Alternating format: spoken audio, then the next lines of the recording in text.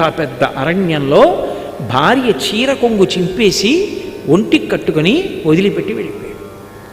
పాపం దమయంతి ఉండిపోయింది. అలా వెళ్ళినవాడు నలమహారాజా రక్షించు, నలమహారాజా రక్షించు అని కేకలు వినపడ్డాయి. గబగబా వెళ్ళి చూశాడు. పెద్ద పాము ఒకటి పడుంది. అవతల నుంచి అరణ్యం అంతా కాలిపోయి మంటలు వచ్చేస్తున్నాయి.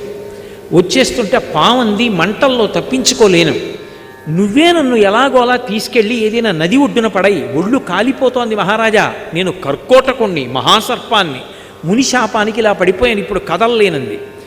చిన్న పాము అయిపోయింది. దాన్ని ఎత్తి పట్టుకుని నది ఒడ్డుకెళ్ళి దింపబోతున్నాడు. ఒక్క 10 అడుగులు ఈ మహారాజా అంది. 10వ అడుగు వేశాడు, ఠక్కున కరిచింది. అది కర్కోటక విషం. ఆ విషం వల్ల వెంటనే కాళ్ళు చేతులు కురసైపోయి పొట్టివాడైపోయి భయంకరమైన ఆకారాన్ని పొందేశాడు. కర్కోటకుడి వంక తిరిగి అన్నాడు, ఉపకారం చేసిన వాడికి నువ్వు చేసే ఉపకారం ఇదా అన్నాడు. మహారాజా, నేను అపకారం చేయలేదు, నలుడిగా ఎలా తిరుగుతావు ఇంత కష్టంతో, నిన్నిప్పుడెవ్వరూ గుర్తుపట్టరు. ఋతుపర్ణుడి యొక్క రాజ్యానికి వెళ్ళి నీకు అశ్వహృదయం తెలుసు కాబట్టి గుర్రాలు పెంచి పోషించు, వెళ్ళిపోమన్నాడు.